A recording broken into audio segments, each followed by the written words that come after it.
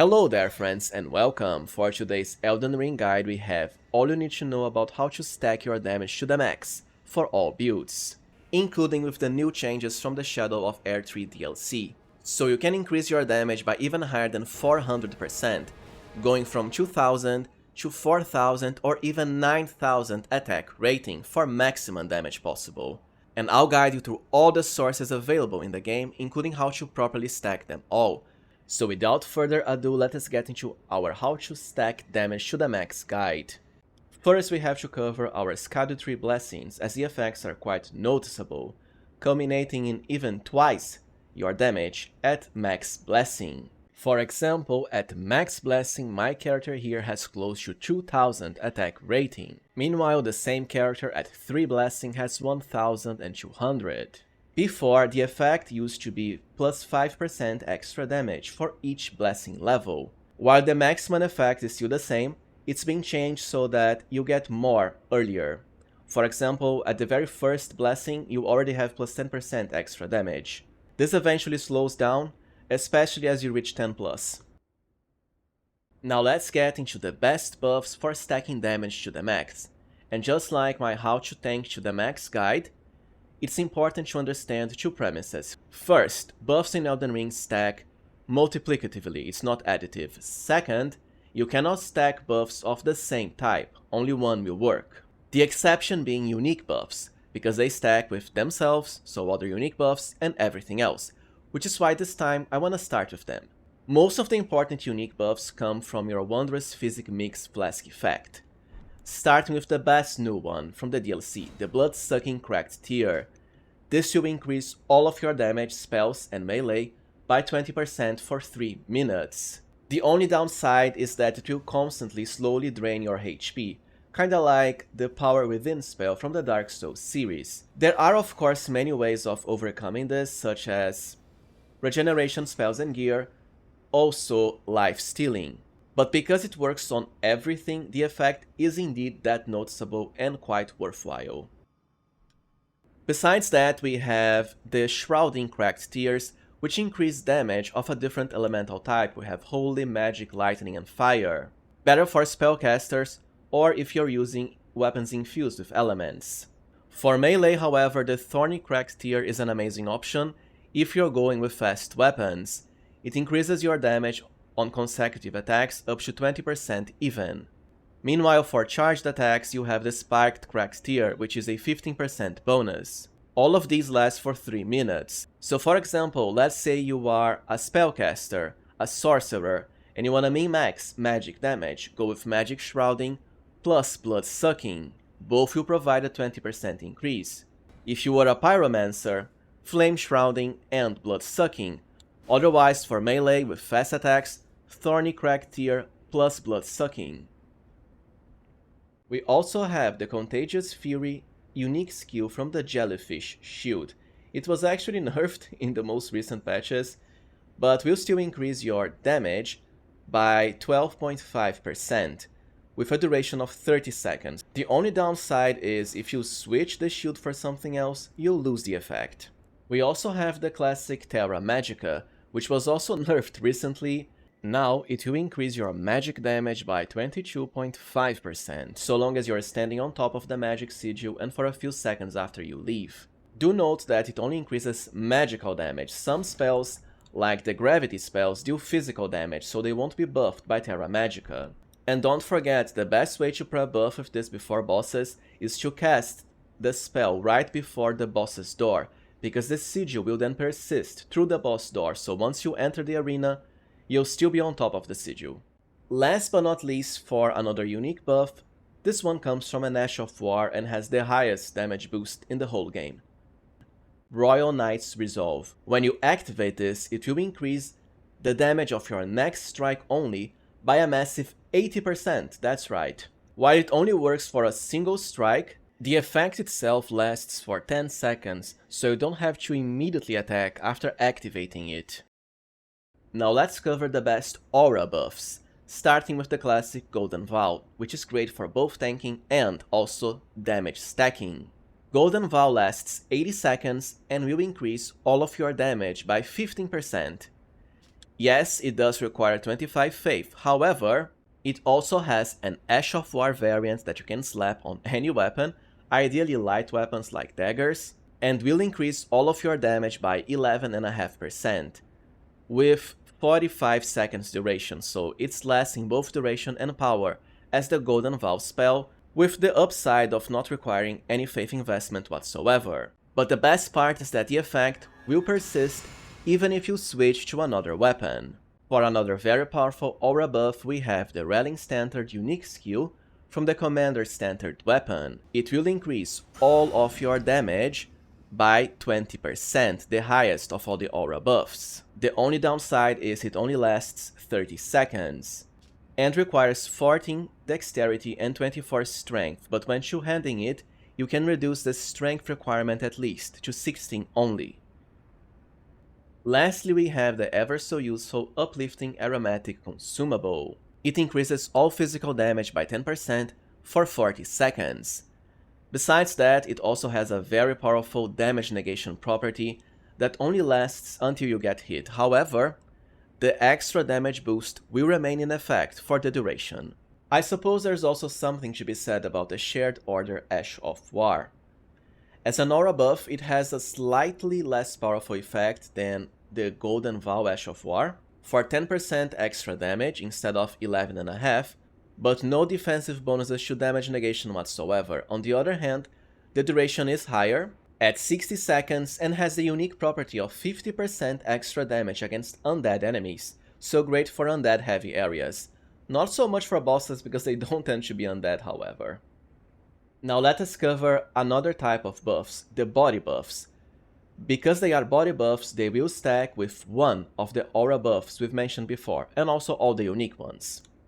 Starting with Flame Grant Me Strength. It will increase all of your physical damage, also all fire damage, by 20%, with the added benefit of even an extra +5 stamina regen per second. The only downside is that the duration is somewhat low at 30 seconds, and it does require 15 faith, which isn't that high. As another body buff, we have Howl of Shabriri. It increases your damage by 25%, but has a pretty crippling downside of also increasing the damage you take by 30%, something I personally find quite crippling for the DLC and its high damage bosses. The duration is 40 seconds, and the faith requirement is also very high at 33. Now what if you don't want to invest into faith at all? Well, you still have a few body buffs for damage in the way of consumables, such as Exalted Flesh, which increases all physical damage by 20%, just like our Flame Grant Me Strength incantation. The duration is also the same, 30 seconds. Besides that, Bloodboil Aromatic, it will increase all physical damage by 30%, even increases your stamina by 20%, but also has the crippling downside of an extra 25% damage taken. The duration at least is very good at 60 seconds. Honestly, I would just go for Flame Grant Me Strength or the Exalted Flesh consumable, because at least they don't increase the damage you take, but this of course will depend on your playstyle. If you're fine with dodging and blocking enemies' attacks, you might as well go with something that increases damage taken as well, because it won't be as noticeable. For the maximum damage possible, we also have a last buff type, the weapon buffs. You have one for fire, lightning, holy, and also extra magic damage in the way of spells. Now, before getting into their effects, it's important to note that for most weapons, you cannot buff weapons that are already infused with another element, like for example cold, poison, sacred, lightning, magic. On the other hand, heavy, keen, and quality will work with weapon buffs. All of these weapon buffs will increase your damage by around 0.75 times your incantation or sorcery scaling, based on either intelligence or faith. One of my favorites is Bloodflame Blade. It has very low requirements, only 10 arcane and 12 faith, and will increase your weapon damage by fire, plus, most importantly, also provides a very nasty bleed debuff on hit that actually works as a damage over time effect, so the enemy will constantly be bleeding until it actually procs the bleed for the HP loss. Of course, it's even better when combined with weapons that already have bleed, like a heavy Great Stars Great Hammer. This way you don't have to rely on the Seppuku Ash of War, for example. The other weapon buffs though, they only enhance weapon damage with a different element, they don't have a secondary effect like Bleed from Bloodflame. We have Electrify Armament for Lightning, Holy with Order's Blade, or Magic with Scholar's Armament. And if you don't want to invest in any Faith or Intelligence, you also have consumables for weapon buffs, which are all the grease ones of course. You have one for each element, but the lower ones for the base game, such as Fire Grease, will enhance your weapon damage by a static plus 85 of the element you choose. Then you have the upgraded ones from the DLC, like Mesmer Fire Grease, which is the same but for 120 points. Now let us get into gear bonuses to damage, and we have a lot of powerful effects here, because they tend to stack with everything else, including other gear bonuses. First with the best weapons for extra damage, and well, this is usually better for spellcasters, because you can actually dual wield either staffs or sacred seals for extra damage. For example, by dual wielding the Staff of Loss, your Night sorcery spells will get a 60% increase to damage, like the powerful Night Comet. Do note that you don't need to upgrade both staffs, only the one you actually plan on casting the spell from. This also works with something like Dragon Communal Seal, for the highest power to Dragon Communion incantations. Of course, a second copy of most of these can only be found either from New Game Plus, or by having a friend gift the item to you. Now let's get into the best armor pieces for maximum damage. The best bonuses are usually from helms, but something unique for the DLC is the Rakshasa set, as every piece will increase your damage by 2% for a maximum of +8.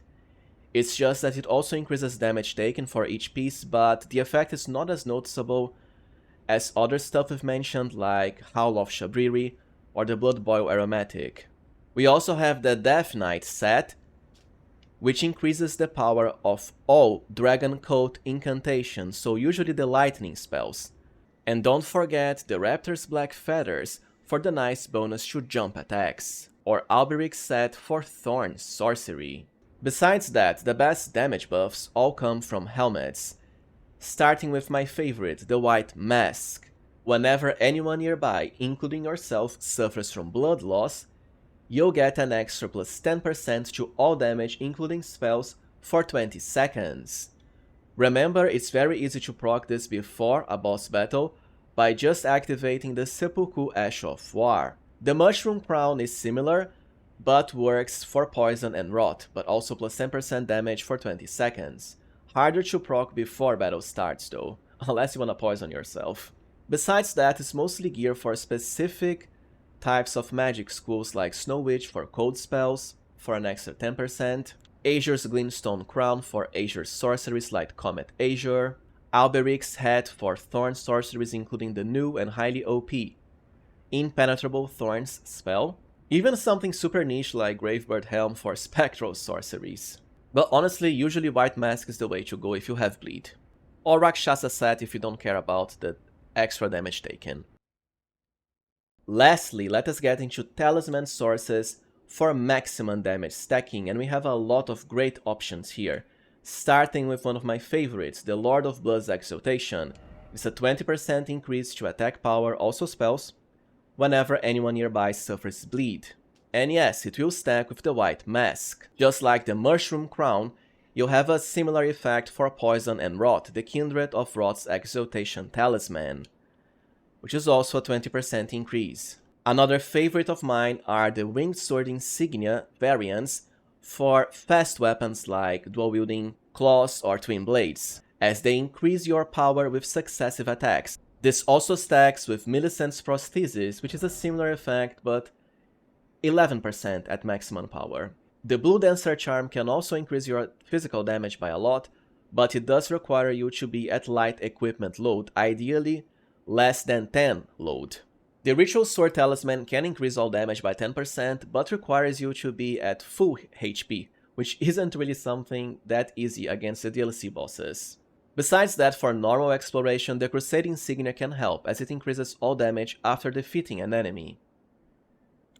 Now, for characters that love to spam Ashes of War, the Shard of Alexander is a must-have for a 15% extra damage. As far as charge spells, you have a similar effect, but through Godfrey's icon. This is only for charge spells, not channeled spells, which is something like Comet Azure. Speaking about magic, we also have the Graven or the Canvas series of talismans. The lesser variance is a 4% to sorceries or incantations, with the higher one being 8%, and they do stack with themselves. Besides that, the classic Scorpion Charms, which increase the damage of a different elemental or magical type by 8%, but also increase your damage taken, something a bit annoying for the DLC. The other options are a bit more situational, like Relana's Cameo for a 15% to stance skills, or the Shatterstone Talisman for kicking and stomping skills. Lastly, the Smithing Talisman for weapon throwing attacks. Also, don't forget that two-handing your weapon can also increase your attack rating, for the strength scaling part anyways. Last but not least, let's just do a quick section on how to properly stack all the knowledge we've learned so far, especially for boss prebuffing purposes. First, to maximize the duration of your buffs, you should always activate them, starting with the highest ones to the lowest ones. If you're using the Bloodsucking tier, which drains your hit points, you might as well start with a shield with Holy Ground, followed by a regeneration spell like Bestial Vitality, just so it won't cost you as much HP while prebuffing.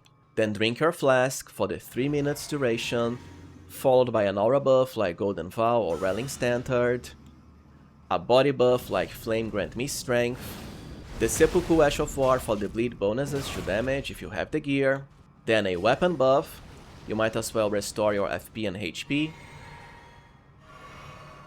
Royal Knight's Resolve, and there we go, 9000 attack rating. Of course, some of these effects will disappear quite fast, especially the 20 seconds ones from bleed, but well, depending on your build, you're always activating bleed during battle anyways to refresh it. Last but not least, don't forget, chances are you are far better off served combining some of these bonuses to attack damage with defensive bonuses like the Dragon Crest Great Shield Talisman. After all, it doesn't matter much if you're dealing high damage but dying in 1 or 2 hits. But of course, just pick whatever you prefer to enhance your playstyle to the max. I prefer a mix between defenses and extra damage. Well, alright friends, so this was it for our How to Stack Damage to the Max in Elden Ring guide. If you found it useful, as always, please remember to like, subscribe, and also consider becoming a channel member if you can. I really appreciate your support. Thank you for watching, and see you next time, friends.